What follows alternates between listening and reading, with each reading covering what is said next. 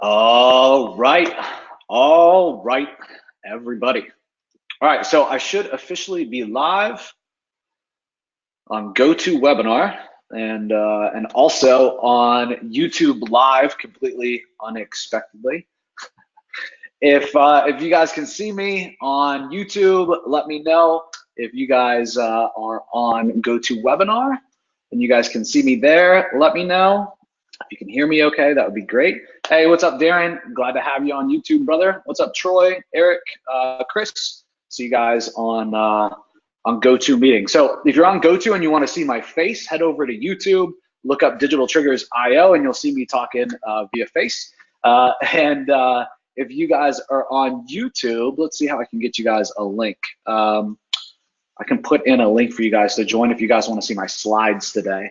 All right, so I dropped that link in there. What's up, Darren? He says he loves one of our products. Awesome, man. Glad to hear it. So today we're going to run an Ask Me Anything webinar session. I just need to fix my my recording settings here, and we'll be off into the races. For some reason, I'm not the presenter. I'm gonna make that happen. You guys give me just another minute or two. We'll be all set up and off to the races. For those of you guys that can hear me on YouTube, if you would just say something in the chat, that would be fantastic. Make sure we're good to go. Haven't seen much comments over there, or many comments over there yet. All right, almost there, folks. If you'd let me know where you're calling in from, that would be great. Do a couple shout outs here while I'm just finalizing the setup. Today's gonna be a fun webinar, kind of back to regularly scheduled programming, so to speak, running the AMAs like normal. So if you joined us for the last couple weeks, things have been going down, but they've been going down a little differently. So I'm excited to get back to the regularly scheduled programming. This is one of my favorite mugs. So all of the mugs that we have here in the office are from Startup Vitamins. This one says "Fuck Mediocrity." Hey, what's up, Christopher? Good to see you. Good to see you. Jonathan Thomas, welcome, welcome. Good to see you, brother. All right, fantastic. From New York. All right, let's see. Eric says, can't see your screen. How about now? Can everybody on GoTo see my screen? You should be good to go. If you would just give me a little confirmation, that would be awesome. Eric Dupree from Quebec, welcome, welcome. Frankie from Bigsby, Oklahoma, good to see you, brother. Little bug flying around my head here in West Palm Beach. All right, Philip, all right, great. So if you want to see my face, Philip, you can just run over to YouTube and type in Digital Triggers, and you should see the live stream over there happening. All right, so without further ado, we're going to jump into today's webinar. So each and every Wednesday at 3 p.m. Eastern, I run a live webinar. I got to thank Usman, my COO, for last week running the webinar. I literally had no voice, and Thursday and Friday, I was set to speak live in front of about 130 or 140 people in the room, and at an event, and about, I don't know, 200 or so via a live stream. And I had no voice. It was, guys, it was stressful as hell. I didn't know if I was gonna have to bail. I'm in Orlando, like I've taken the time to make all my slides and create all this amazing content, and I literally had no voice. It was very, very stressful. Everything went down good. The event went great. I got my voice back, but it was a big learning curve. It was a good lesson, right? At the end of the day, everything happens for a reason. I just had to slow down, take care of myself, and everything went without a hitch. And that content was amazing. Those two presentations had just under an hour for each of them. So one was on our content creation strategy and really what I'm doing every Wednesday with the AMA. Give me some feedback in the chat if you guys are seeing me drop like literally every single day across the blog, across Twitter, across LinkedIn, right, across YouTube. You guys are seeing me drop content every single day, right? Let me know in the chat if you guys are seeing that. Let me pull up the GoTo chat. Like literally every day, content, value, value, value. In fact, my email signature now says, Joe, more value, Troyer. I am just trying to add as much humanly value to your guys' lives as possible. Are you guys seeing that? Yeah. Okay, great. So I went over that strategy and shared exactly what I've been up to, what I've been doing, how I'm doing that. And at the end of the day, folks, it all comes down to repurposing content. So I take the questions that you guys have on this AMA, right? And I repurpose those throughout the rest of the week, right? And we hit all the major social channels, and we are putting out more content than anybody. And the great thing is that I do this in about an hour and a half to 2 hours a week. What's up, Sir Lancelot? Welcome, welcome. Phil D, welcome. He says he's listening and watching every word of every video. So this is amazing. Our email open rates are up. Our click-throughs on our emails are up. Our video watch time is up. In fact, in the first 60 days of this year, we had more views on our videos than in the previous 12 months. Okay, so this content strategy is working like crazy. And what you can take away from it is just repurpose, right? Watch exactly what I'm doing, right? And then go implement and go run it for you guys yourself, all right? So you should be doing that. The next thing really that we talked about at the live event, when I was presenting, the second topic was really about being omnipresent. Okay, so once you're creating all of this content, we want to be omnipresent and we want to be omni-channel. So what that means is we want to be everywhere with retargeting, right? We want to be inside everywhere that you guys are showing up. If you guys are showing up on Insta, you're showing up on YouTube, you guys are showing up. If you guys use Gmail, we're showing up with Gmail ads, we're using Google Display Network, and you guys are seeing us literally everywhere, and we're delivering all this amazing value. It's almost impossible not for you guys to want to do business with us at some point when it makes sense in your business and in your life. Give me a 2 in the chat if that makes sense to everybody, right? If I'm just over delivering every single day, when you need help with something that I can help you with, you guys are gonna think about me, right? So that's why we do this stuff. We just over deliver like a mofo every single day, bringing content to you guys. Okay, so take the model, right? Take it and roll it out for yourself. So I'm hoping that this week we're gonna get the recordings for those webinars, and I'm not sure exactly how I'm gonna do it, but we wanna make those available for you guys. So there were 2 presentations. They're brand new. I've never released this content before. And I'm thinking of just making it something stupid, like make it like $5 for both of them, or $7 for both of them, or $1 for both of them, right? And just give it to you guys as a goodwill thing. Would that be cool? Give me some feedback in the chat. Let me know you guys' thoughts. How could we roll those out to you guys? What would you guys like, right? We can put up like all the notes. We can put up the transcript. We can put up the slides for you guys. That'd be cool. That'd be good stuff. Instead of having to spend a couple grand to go to an event that I spoke at, you guys can all get it for like $1, $5, $10. What would you guys pay? Let me know. That'd be great. Doug says, yes, all of those things, videos, notes, and slides, Troy says, okay. Would you guys pay, let's say, under $10 for that, right? If it was me, like usual, right? Essentially, you guys are getting 90 minutes of content, right? Step-by-step system for you guys. Would you guys like that? Would pay more than that? I know, I'm just asking if you pay $10, right? Would everybody pay $10 or less? If I can get everybody to say yes, then we'll do it. If not, you know, we'll put it in the hatch and we'll keep it for later. Keep it for a rainy day. All right, yeah, we got lots of feedback now. All right, cool. So we're gonna jump into today's AMA officially. And so for those of you guys that this is your first time, or you've only been on, let's say, 1 or 2 of these, the way that it works is simple. Okay, each and every Wednesday, we run this webinar at 3 p.m. Eastern. If you guys want to register for the future ones of these, they're all under one webinar inside of GoToMeeting. So you register once and you're registered for each and every Wednesday. So you can do that. You can register for it by going to digitaltriggers.io/AMA. Okay, and once you guys register on the thank you page, you're gonna wanna save that thank you page. Make it a favorite in your browser history. Okay, from there, you guys can ask a question. Okay, so I come right with the questions ready to go. Okay, I come and I've done my research. I've thought about the topics, right? And they're kind of rapid fire value for you guys. And so after you guys register at digitaltriggers.io/AMA, there'll be a place for you guys to ask a question as well. All right. And so the questions that I'm going to run through today come from that very form that you guys can access there. All right. So the first question that we have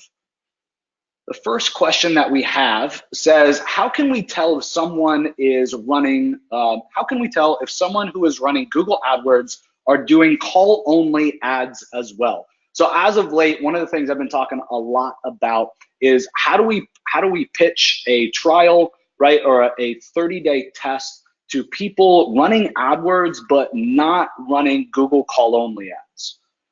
Okay, and the goal is for us to be able to show them that you're doing Google AdWords, you're spending money, which is a good prospecting lesson, right? You're already spending money, but you're not doing this thing, which should give you the potential of spending a lot less per lead. Okay, let me do it for you. Okay, so the question that we're getting is basically, how do I prospect to those people? How do I find those people already running Google AdWords or Google Ads now? They call them campaigns, right? There is no more Google AdWords, it's just Google Ads. How do I find people running Google Ads, but specifically the ones that are finding or spending money on call-only campaigns? So this is really, really simple, guys. At the end of the day, all that you're gonna do is go to Google and do a search for your niche, right? So you're gonna do a search in Google. So we're gonna say search. And for those of you guys watching on YouTube, I'm just typing this out on the slide deck. So if you want to see the slides, just go over to digitaltriggers.io/AMA and you guys will be able to see the slide deck. So YouTube Live gets my face nice and pretty here, right? And everybody on GoToWebinar or GoToMeeting gets the slide deck, right? So how do you know if someone is running Google call only ads? You're going to do a search in Google on a mobile device. And specifically, you're going to do a search for the area that the prospects are in and the service as well. Okay, this is as close as we can possibly get. Okay, they could be filtering us out because of geolocations and geo-targeting, right? So we're in West Palm, but we're looking at a client and the results in Chicago, right? They could be saying, I only want to show my ads to people in Chicago. Okay, so know that this isn't 100% accurate, okay, but this is exactly how we do it. So we do some searches, right? So let's say that we're trying to find a roofer in Chicago, right? We would just go on our mobile phone right here, right? Do a search for a roofer in Chicago, okay? And then we'd look to see who is running the ads. And so we'd refresh a couple of times, see if the positions change, see who changes, right? See what sites come up inside of Google Ads that are actually running call only ads, okay? And then the ones that aren't are the ones that we would target, okay? So simple enough. Next up, how do I estimate local search volume? Man, if I had $1 for every single time that I have been asked this question, if I had $1, if I could just provide a great answer for this. At the end of the day, local search volume stats are kind of bunk. Like, they're bullshit, right? If you use Google's keyword tool, for example, they're going to provide you a number. You're going to put in like your location, the areas that you target. You're going to put in your keywords. They're going to provide you with some numbers, but you got to understand that the numbers, the data is just bad. The data is just bad. How many of you guys have experienced when doing keyword research that you've actually had some stats and you're looking at it and you're like, this is what I see in analytics and this is what I see inside of, right, Google's keyword tool, and they're not even close? Give me some feedback in the chat.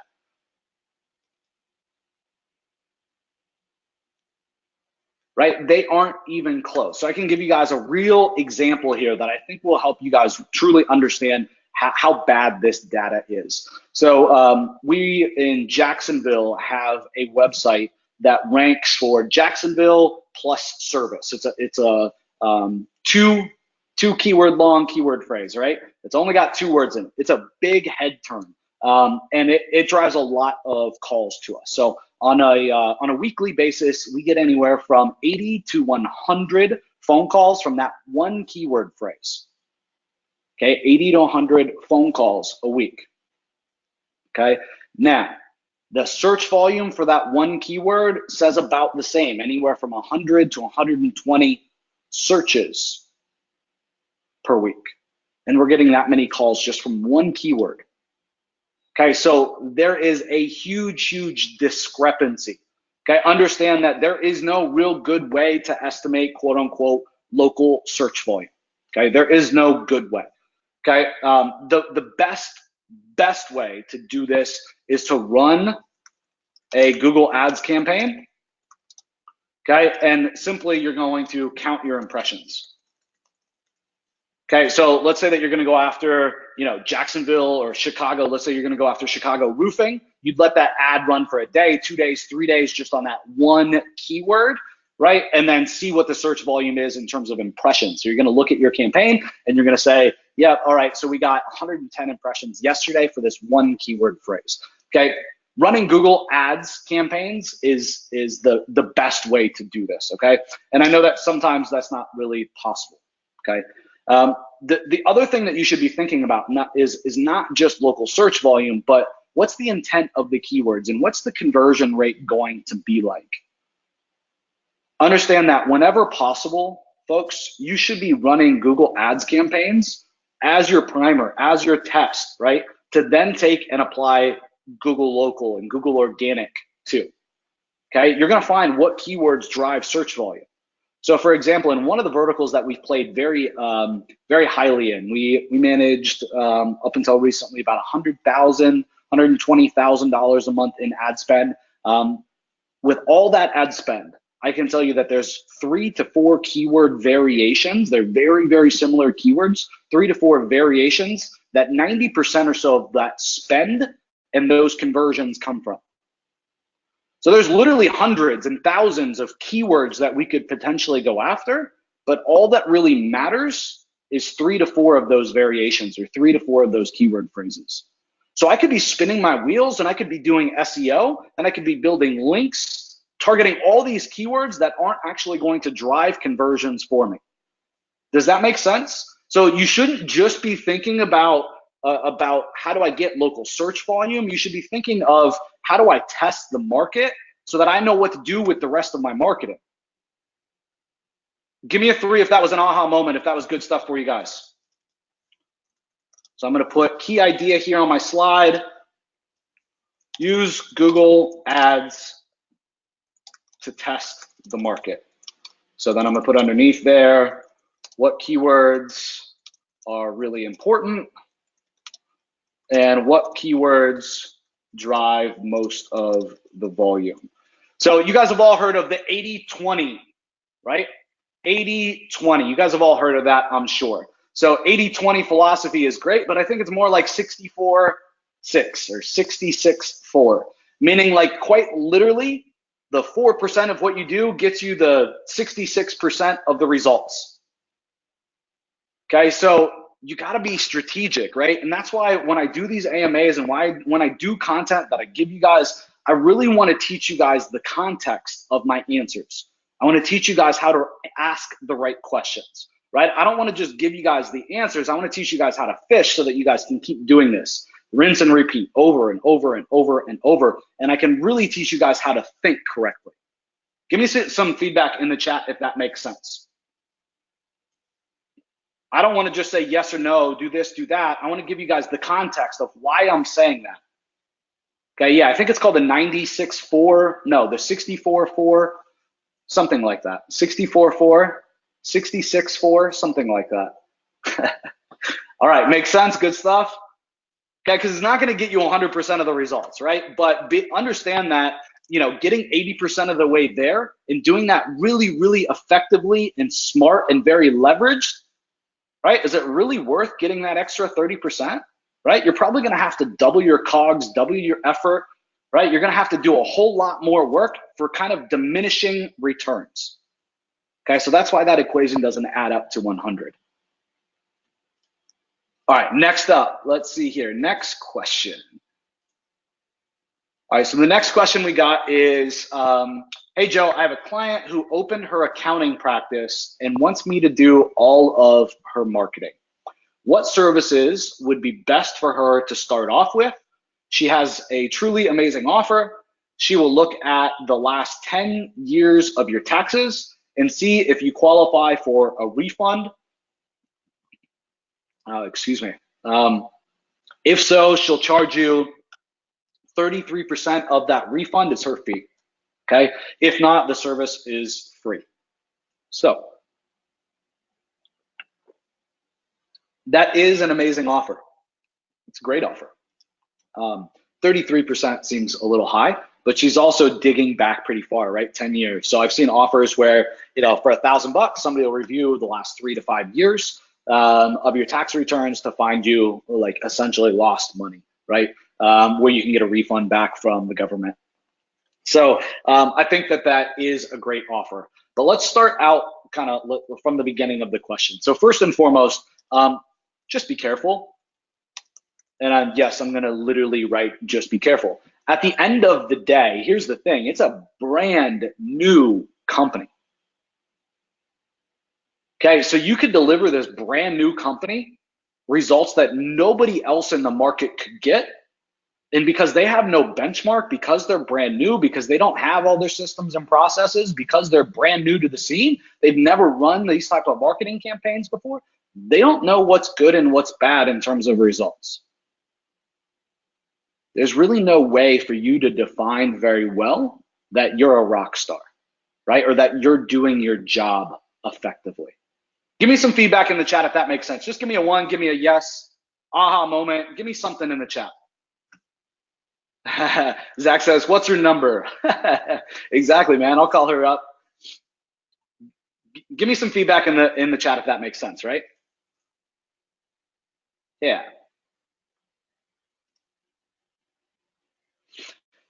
So you're going to want to be careful with this one. Okay, you're going to want to just be careful. I would take this slow if I were you. All right.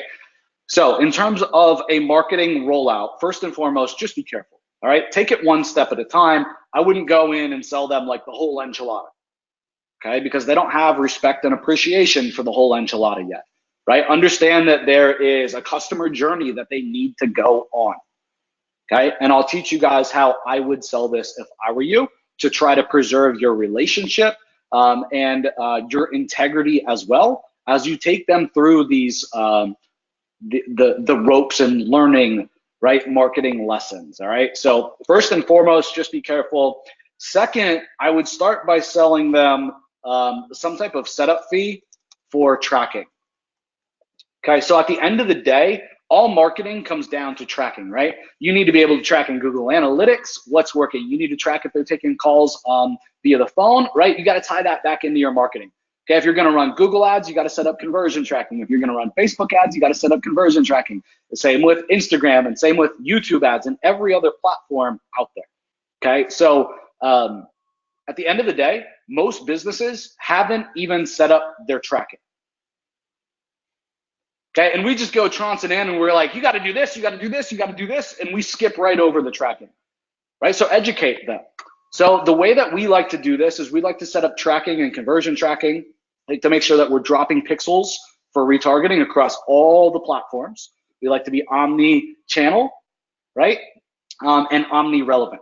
Okay, so omni-relevant, we're always showing up with retargeting. Omni-channel, we're across all the platforms. Okay, and we can do this very effectively and on a budget with remarketing or retargeting, right? Only paying for impressions or only paying for clicks.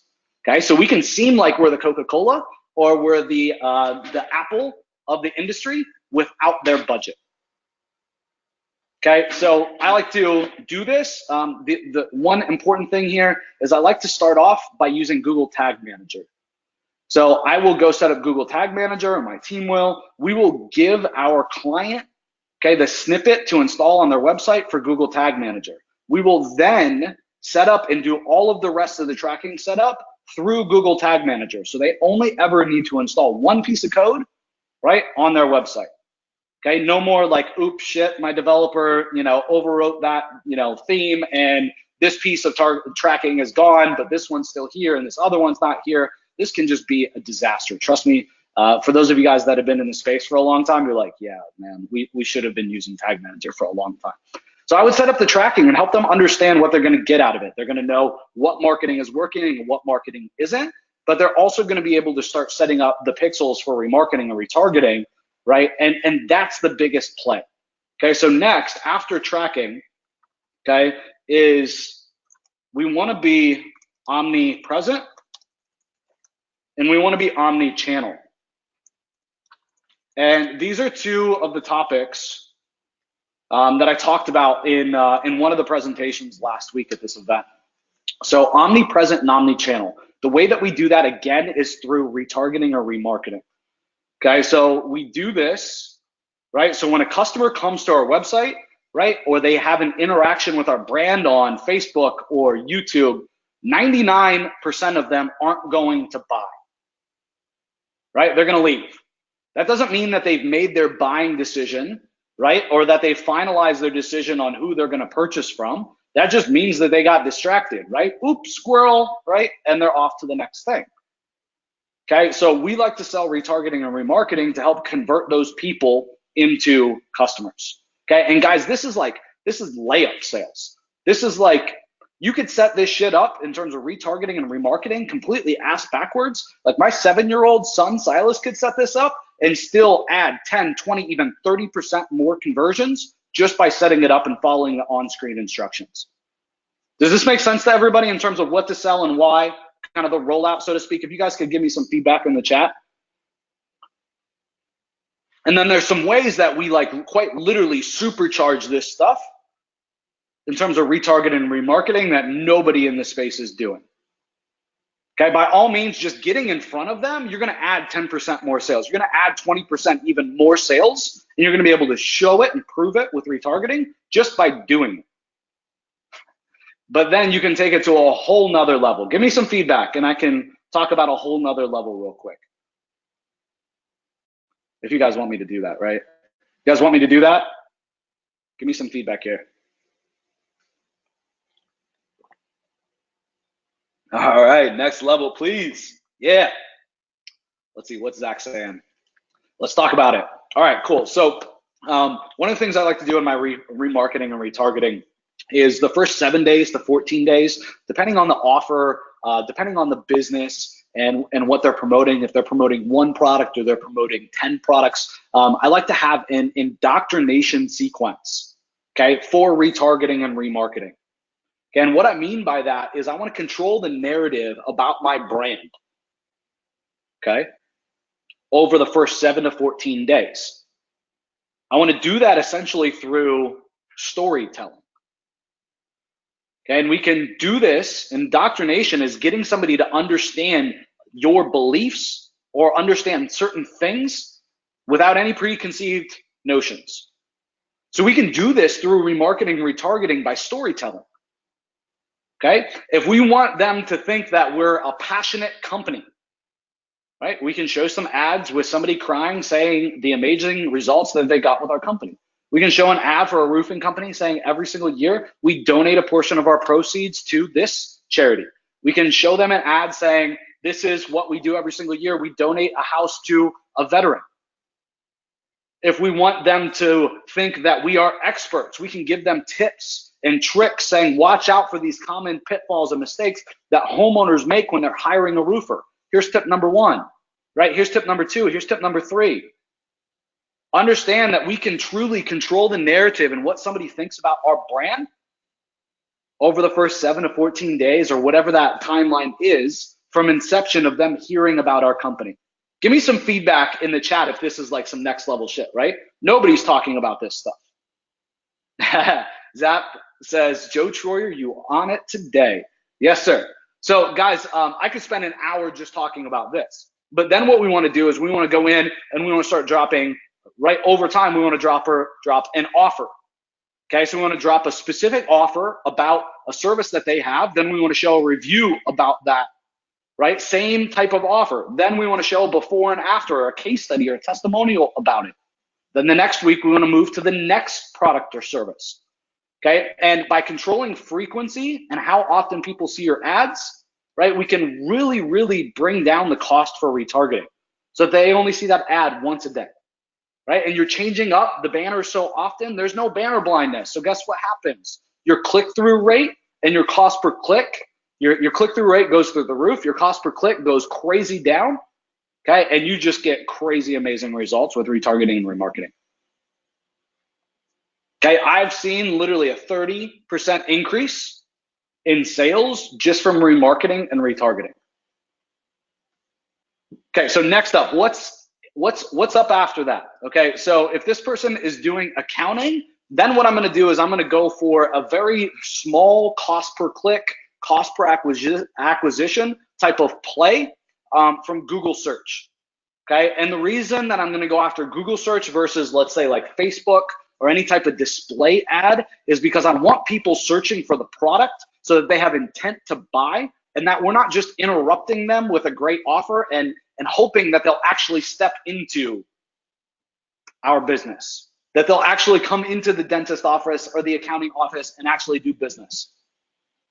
Okay, it can be very, very hard to get somebody's attention, right, on Facebook and then actually get them to do something once you've got their attention.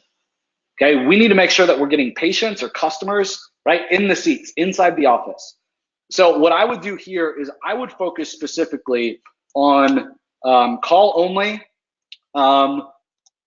ads on Google Ads. Why? Because the cost per acquisition is going to be much less than the rest of their campaigns, right? So they can get started there, they can perfect there, they can start to get some more volume, not just recovering more of the advertising dollars that they're already spending with remarketing or retargeting. From there, then I would expand from just call only ads to mobile ads in general on Google Ads. Okay, because call only ads aren't going to show all the time. Your impression share isn't going to ever hit 100, right? So you're going to have to run mobile ads as well. Okay, so I would run mobile ads. And guys, there's so much search volume on mobile these days, it's crazy. And we want to take advantage of somebody being on mobile and making a split-second decision and calling us and those high conversion rates versus sending somebody from desktop to a landing page and letting the landing page have to sell them.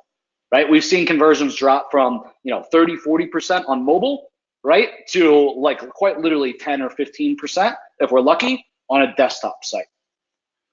So that's what I would do here, mobile ads on Google Ads, and then finally I do a tablet and computer campaigns rollout on Google Ads. Okay, and then from there, right, we can just go crazy. We can jump over to Bing ads.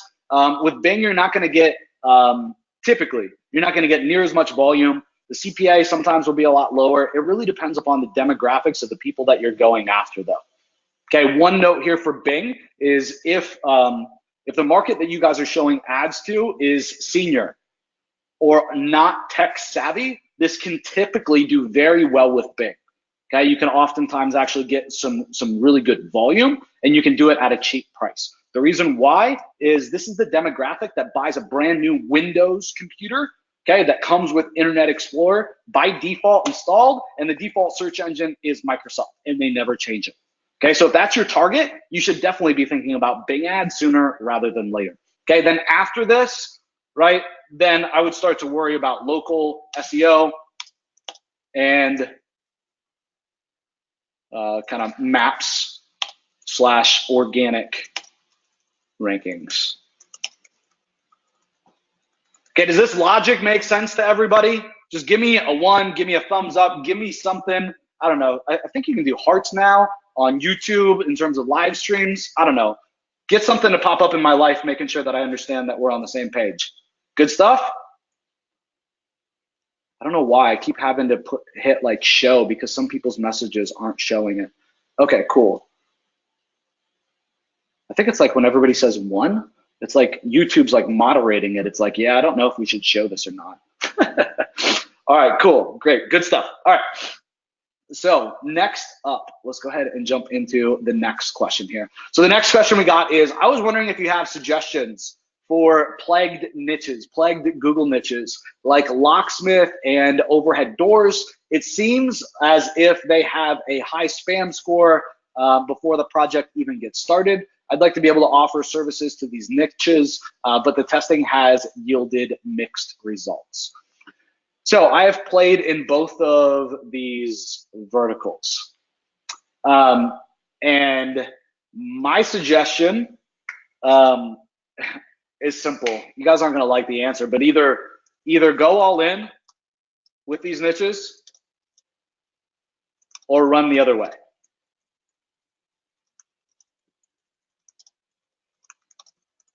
Okay, if you're gonna specialize in them and you're gonna go deep with them, no problem. You will be an expert in the space. You will figure out how to deal with the headaches.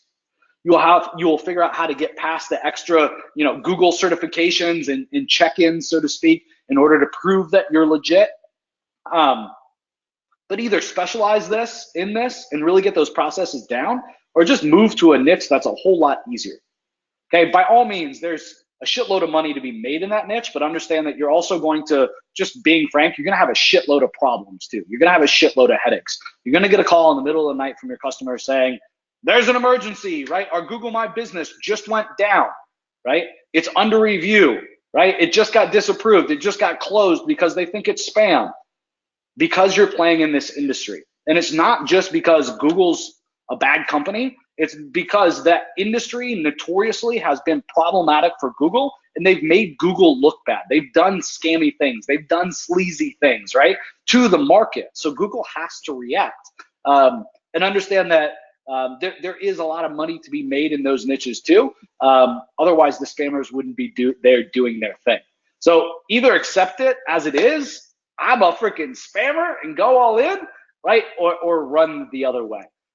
I've played in these niches. I choose not to play in them moving forward, right? If I have to build an asset slow and steady, right, I'd rather do that and build my recurring revenue each and every month, right, than build it and have it go whoop and then just literally tank again. Okay, and I think that you're setting yourselves up for a lot of risk in those two verticals. And if you're okay with that, then fine, go for it, right? There's a case study on the Digital Triggers blog. If you guys want to check it out, that's all about locksmiths and how, I forget what the case study is, like $36,000 we made from using PBNs and selling leads to locksmiths. Like, it works, don't get me wrong, but you're just asking to get in trouble at some point. So know the risk. And again, like, don't be half-ass. Like, there is no money made in the middle. Either go fucking all in or run the other way. Don't go somewhere down the middle. That would be my suggestion. All right, so next up, the question is, can I use a monthly fee / retainer for a pay-per-call deal? So they mean pay-per-call, even though they said PPC. So a pay-per-call deal, say we will get you 40 calls a month for X amount of dollars per month. So we'll get you 40 calls a month for $4,000 a month as an example. So the cost per lead or cost per call that's qualified would be $100. So I hate this. I would never recommend you do this. Why? Because I've experienced this. Why? Because I've seen customers like quite literally faceplant from this exact strategy. So how do they faceplant? Well, month one, they set up the campaign. They promised 40 calls for $4,000 a month, right? $100 a call, and they only provide 30. Customer goes, yeah, this is great. Thanks for the 30, but where are the extra 10? Oh, no problem. We'll get them to you next month. And they bill them for that same amount next month. And it's like, oh, well, we only got you 35. Yeah, no problem. We'll get it to you next month, right? And this eventually becomes a big problem. Okay, so the way that I like to structure my pay-per-call deals, let's see, it says damn solid truths. Yeah, I've seen a lot of people like quite literally eat shit with this, or even worse, they don't get any leads month one, and month two, they still bill them for that monthly fee. Month three, they don't get them any leads, or they get them one and they bill them for that monthly fee. Like, that's some bullshit. If I was your customer, I'd be pissed. You'd be out on your ass and I would have done a chargeback. Right? So you got to communicate with your customers. So the way that I do it instead, if I were you, the way that I would pitch it and position it is when you're talking with your customer, get them to agree to a level that they are comfortable with. So get them to agree that their max budget per month is $4,000 a month, but you'll only ever charge them up to $4,000 and for leads that you actually provide to them. That is the way that you do it correctly without being a skis ball. All right. So again, ask for max monthly price, ask for max monthly budget, never charge more. And we use this always in conjunction with a retainer. And so the retainer, guys, is I'm always paid in advance. If somebody's not willing to pay me in advance, I won't take the deal because that's me risking my time, effort, money for nothing. I am always paid in advance. Okay, so I'm not asking though for $4,000 in advance. No, that's fine. I understand. Okay, so the way that we do it, for example, the way that we've done it, like literally building a 7-figure agency, is inside a pay-per-call, is they buy what's called a $500 retainer. When that $500 retainer runs out, right, or there's not enough left to charge for the next call, we rebuild.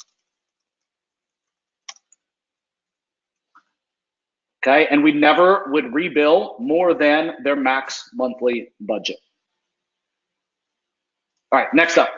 What is your method to find and screen VAs? So guys, this is a great question.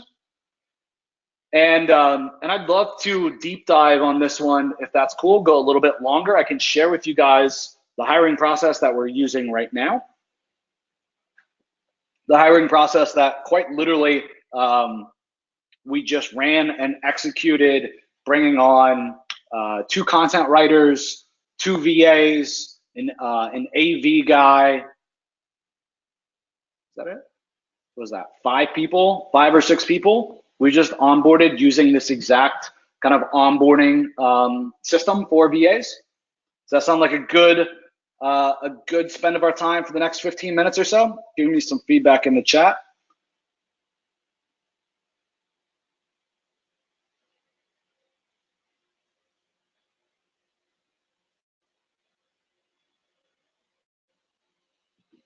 Yeah, good stuff.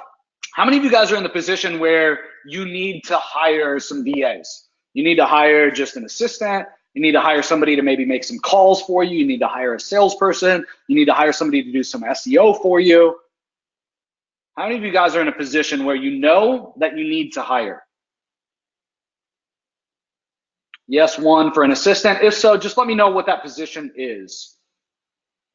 Yeah, a good VA is hard to get. I only have 1. Yeah, so Zap, you should always be running this hiring process if you're looking at hiring another VA, right? So you said a good VA is hard to get. You only have 1, right? So you want more, so that's great, but you got to keep running this hiring process. So when we built out our process, we focused on being able to repeat it over and over and over and over. So this is something that we're going to share with our mastermind members, this system, this process, and they're going to get all the literally docs, the test projects, everything from A to Z done for them. So for those of you guys in the mastermind, surprise is a little sneak peek at a project we're working on for you guys. And we'll let everybody else on the AMA kind of get a sneak peek at this too. Cool. So, so I'm going to open up this Google Sheet. How am I going to do this without sharing the URL though? Hang on 1 second.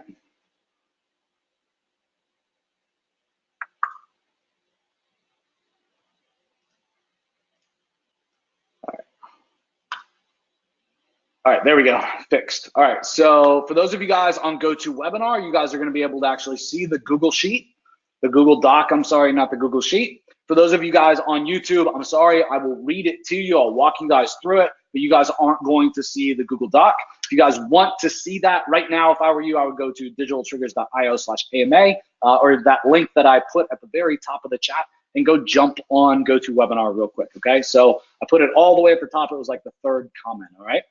So I'll walk you guys through this. I'll read the doc, but I'll also try to stop and give you guys some context if I think it's not clear, all right? So complete online strategy says SWEER. I think they meant sweet. Yeah, sweet, LOL.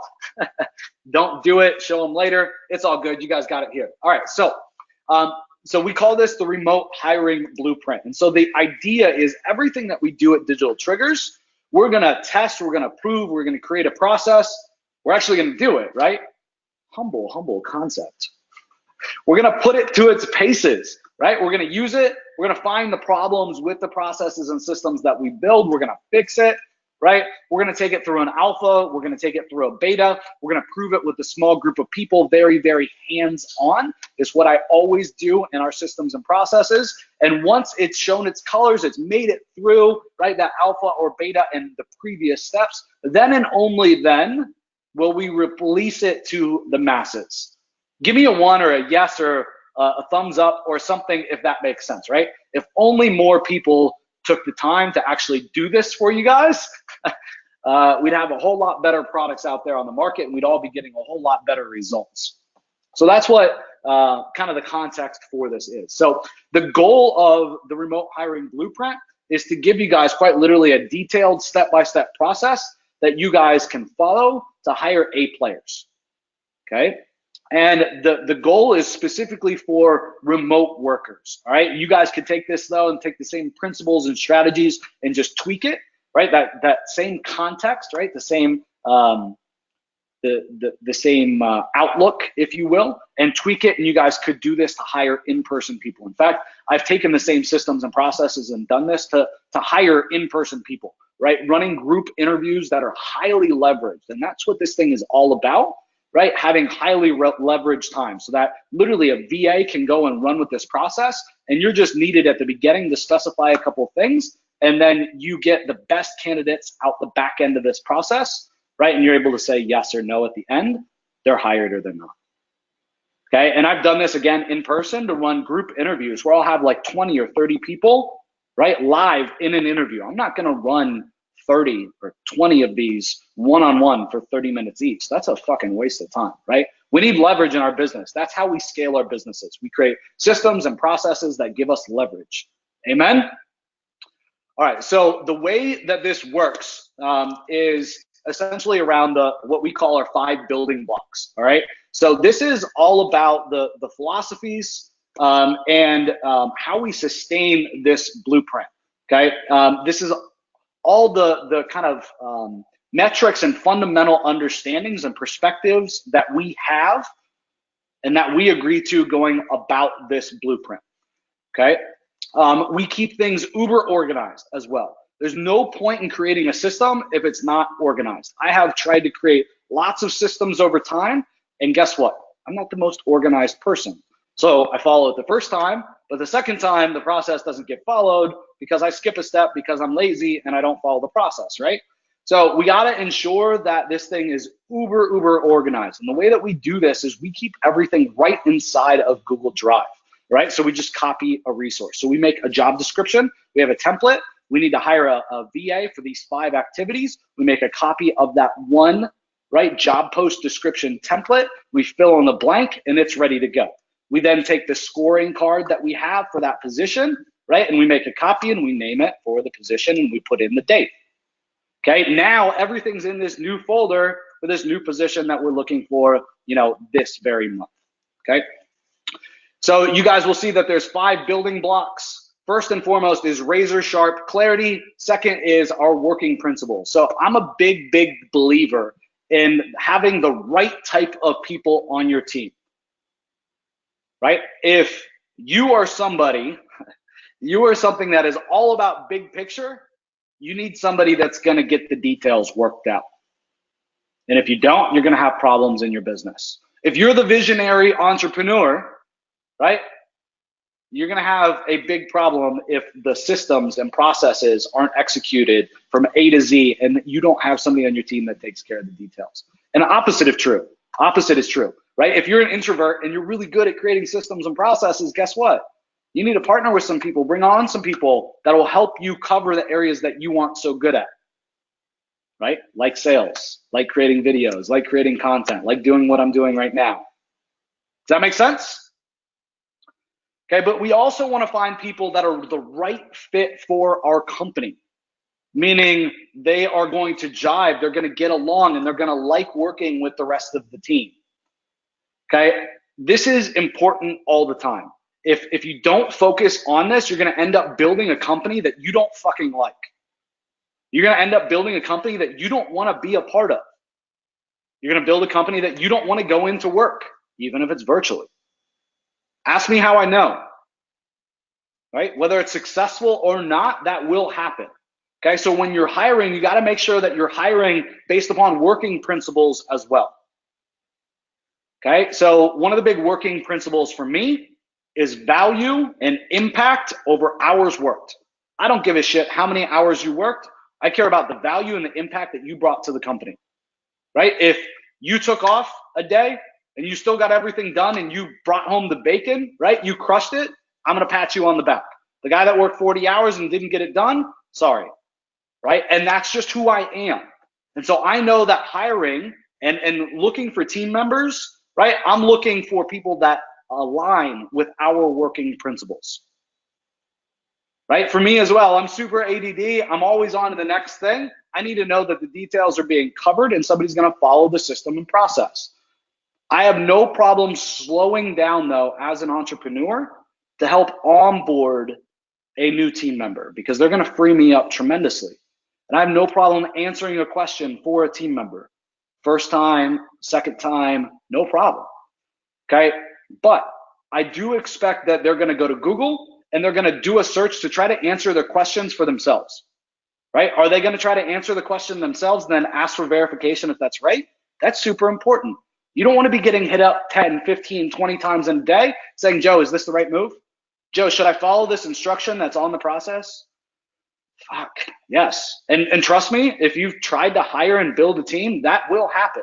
You haven't experienced that yet? It's like, oh shit. That will happen all day long, every day. Zap says, I need to come work for you. You do, man. We need you on the team. So really think about your working principles and what you believe on, what you believe in, and what you want the people in your company to believe in.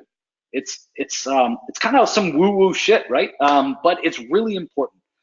You can get away with building small teams without worrying about this, but I think that what's at risk is your sanity. If you build a company that you hate, trust me, you will go insane. So an attractive offer. Okay, hiring a solid VA or a solid worker for any type of position, you gotta have a solid offer. Okay, and you gotta stand out from the crowd. Okay, so one of the ways that we stand out from the crowd is there's a video of me, quite literally just on my phone like this, talking about why somebody would want to work with me, right? And we use that inside of our ads.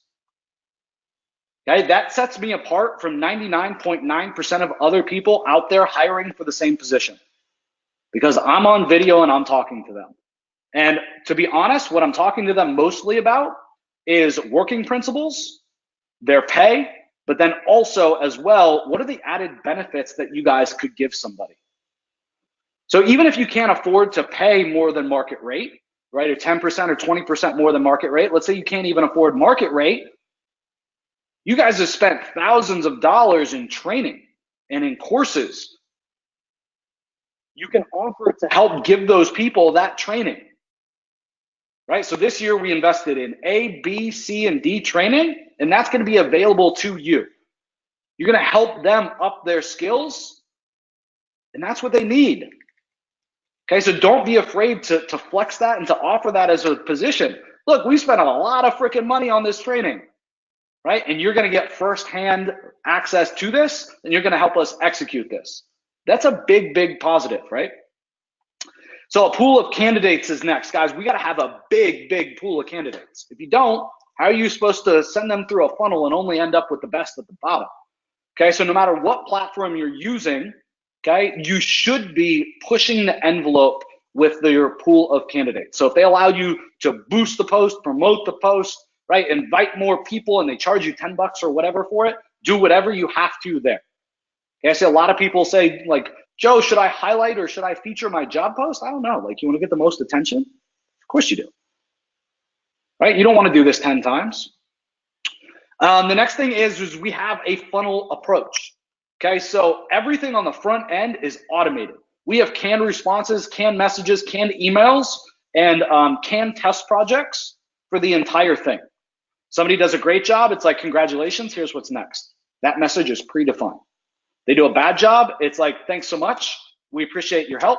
We'll consider you in the future for a test project or for another project. Guys, we never give somebody a bad review. This is kind of contradictory. And for me, this rubbed me the wrong way for a really, really long time. But here's the thing: you pay somebody $5 to do a test and to get a feel for their skill set, and they screw it all up. And you go on, Upwork or whatever site or sites you're hiring from, and you leave them like a review, like, this guy's the biggest dipshit since the Flintstones. What do you think he's gonna say about you, right? If you light him up, he's gonna light you up right back. Okay, so do yourself a favor and just drop it, man. Let it go. Thanks for your time. Thanks for your effort. We'll consider you in the future, right? Just leave it neutral like that. Okay, trust me, if you light him up, he will light you up right back. It's not worth it, okay? So just keep it neutral and keep it moving.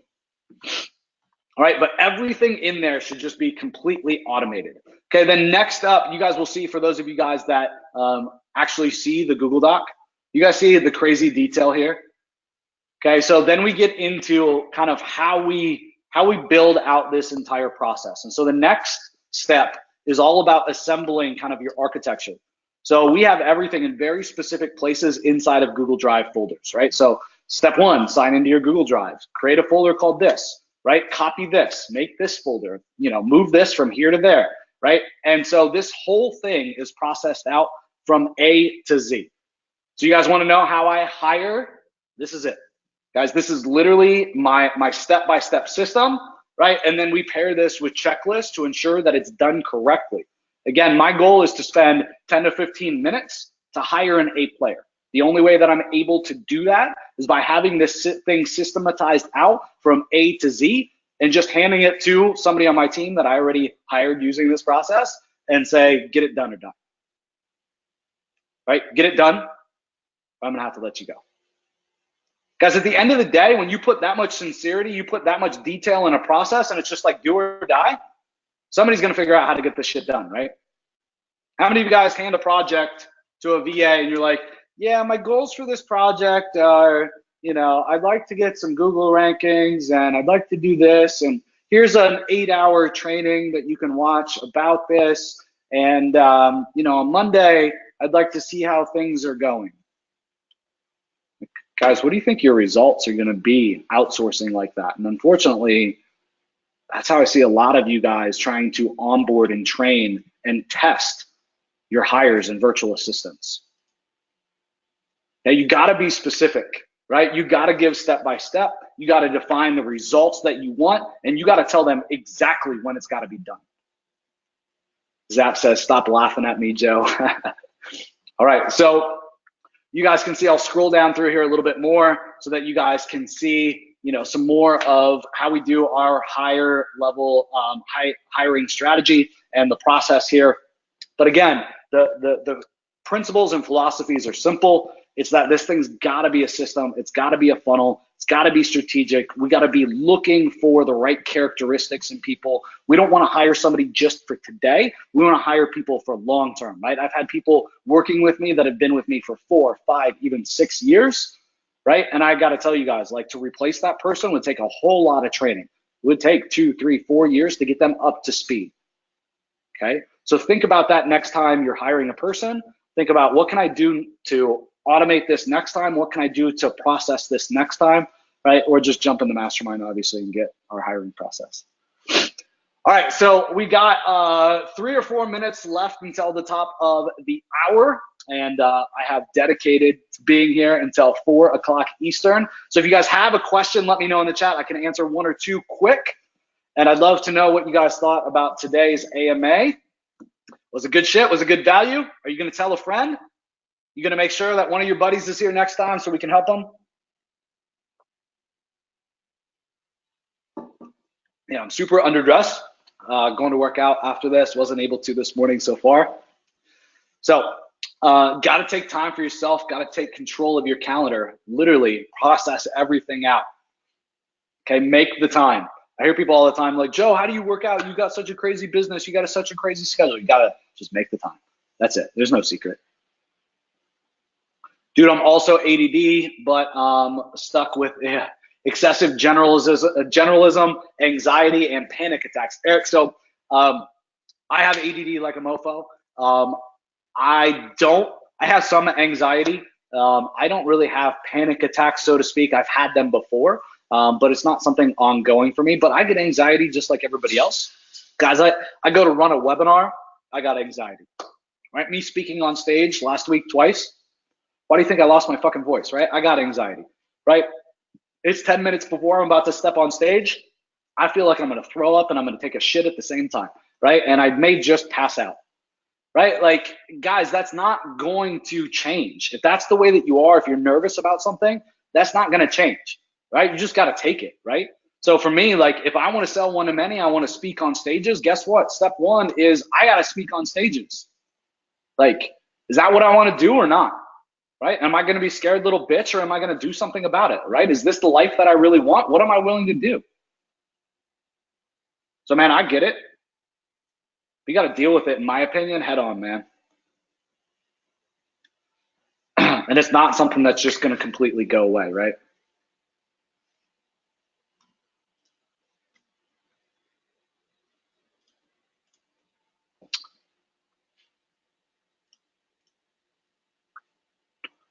So Chris says, what do you use to project manage? So good question. We use a couple different platforms depending on the roles and who's managing them and what that looks like. So for some context, I guess, if a process is really, really simple, let's say like writing content, for example, you have your processes laid out and you just take it through some like brainstorming to outline to first draft to second draft and then final draft or something like that. Like I think a visual process and an easy process would be like Trello, right? If you need something more than Trello and you got like 10 processes like that you got to manage, right? You probably need something a little bit more. And so now Basecamp has some of those Trello type of board type of things, but also gives you some more flexibility. And then you can get into things like Asana. So for me, I don't like the Asana level of project management systems because it becomes so rigid and so defined that if one thing changes, I find myself just like back at the drawing board and having to start back over again. So for me, in my business right now, we use a combination of Trello for some things like writing. We're working on a podcast, don't tell anybody. So working on that and writing, that's all done inside of Trello. That's very easily contained. That's also what my project manager running that project is comfortable with and likes to use. And then we also use Basecamp. And Basecamp I've used forever. Basecamp 3 now is kind of crazy. And so then other parts of the team use Basecamp 3. Let's see, one or two more questions. Let's see, one more. Great job on the hiring doc. Thanks, man. Unfortunately, couldn't go too deep, but yeah, man, lots of detail in there. Somebody just gave me their website URL. I'm not really sure why, but thanks, Glenn. Let's see if there's one more here. One more.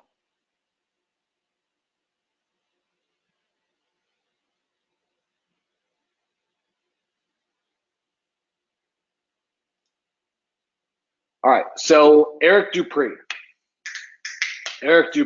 Last question. Last call for alcohol. Let me in the question. All right, so Eric Dupree says, question here, if I were just starting out, okay, can we start with, let's say, the water damage niche? He's talking about doing pay-per-call, but being an affiliate with just 50 to 100 bucks in our pocket and still be successful.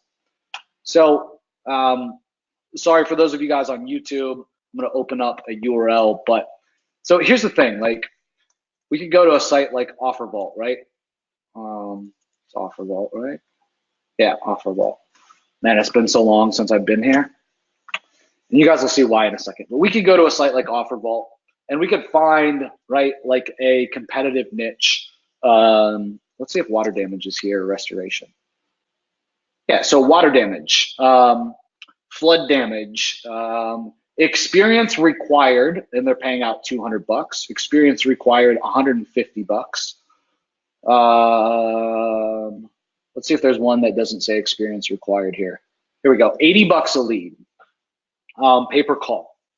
So guys, if I go sell this deal direct, I can make $350 to $400 a call. And I've taught literally hundreds of students to do this.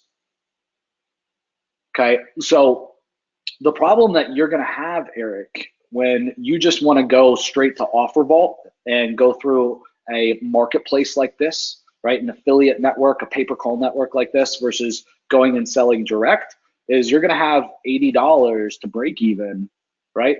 80 bucks is what you're gonna get when other people got $400. So if you're just starting out in the water damage niche and you go after as an affiliate an offer like this, can you do this to answer your question and be successful? Yeah, but I would equate it to, you know, walking into a casino and pulling on the slot machine and hoping that you win, right? It's always in the house favor, right? In this example, it's all in OfferVault or the network's favor. So I'd rather stack the deck, so to speak, and put my best foot forward.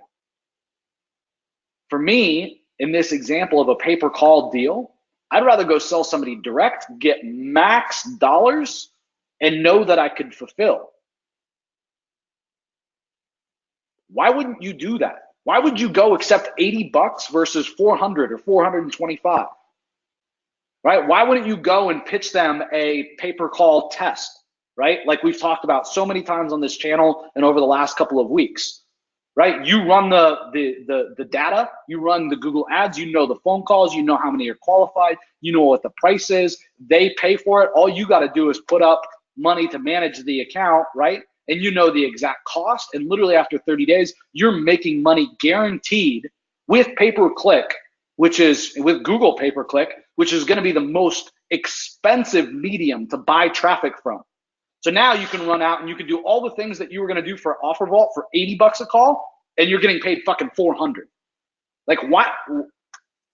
Eric, man, I'm going to be hard on you. Don't be a pussy, dude. Go sell a customer. Go sell somebody direct. Get $425 for a call instead of 80. Right? So people come to me and they're like, yeah, I tried pay-per-call, but I could never make the business model work. And it's like, yeah, well, what did you do? Oh, I went and sold this one niche and I undersold the deal. Well, that's not the model's fault. That's not the pay-per-call business model's fault. That's your fault, bro. Like you sold the deal wrong. So, and that's fine, but learn from it, right? So go figure out how to sell the next deal and literally build in no margin of error on your side. Limit your responsibility, limit your risk so that all that you have is upside. So I hope that was beneficial for everybody, but dude, like fuck those networks, dude. Go sell somebody individually, one-on-one, and you're gonna freaking blow it up. The opportunity that you have is limitless. If you go with one of these networks, you better be an expert, right? You better be a foremost expert because I can outspend you. I can spend 380 bucks to get a $400 call all day long. You can't, right? You're back to zero with literally no money. So I hope that was helpful for everybody. A little Joe Troyer rant. I dropped the F-bomb. Officially, it wouldn't be an AMA if I didn't. I hope you guys got value out of this. If you guys did, please do me a favor. We're trying to grow the community of digital trigger Ians. What do we call that? What do I call you guys that follow me and that are here each and every week? I don't know. Okay, but we got to invite some more people here to the crazy weekly AMAs that we have. Please do me a favor and invite some friends. Have them come here and say that, you know, I come here because Derek invited me or Eric invited me, and they said how much value, right, they got from these weekly webinars. Guys, it would mean the absolute world to me. So if you guys want to stick out in my eyes, you want me all over your questions like white on rice, right? Then do that for me. Okay, it would mean the world to me. We got to grow the community. The more impact that I can give and I can give the community, the more that we're going to be able to grow together as a community as well. So I hope you guys have an awesome Wednesday. I'll talk to you guys soon. See you on the next AMA.